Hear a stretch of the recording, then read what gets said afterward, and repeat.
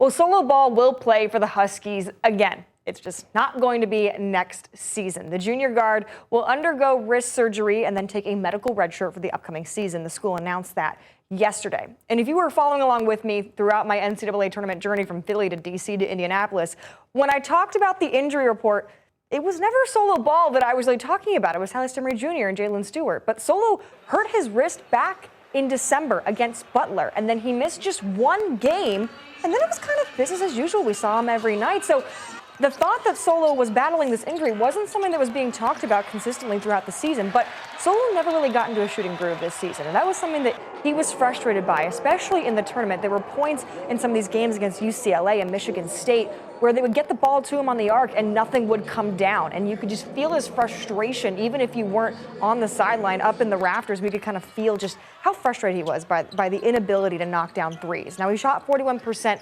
from the arc the season prior, and he and Hurley were both adamant at the beginning of the year that this season was looking to be an even bigger breakout one for Solo, but fighting that wrist issue pretty much all season, he never really found any consistency on the floor. And after the season ending in the national title game with the loss to Michigan, we spoke with him in the locker room about his future, whether it was portal, NBA draft, or staying.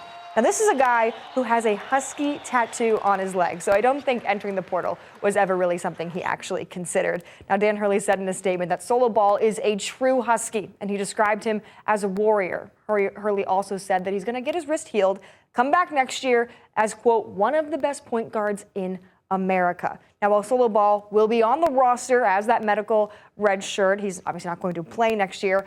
The transfer portal, it closes tonight, so we will get a much more closer look at what this 2026-2027 roster will look like when all things are said and done tonight, and we will, of course, break that down for you on Connecticut Game Week on Friday right here on Fox 61 at 7 p.m., so make sure you tune in.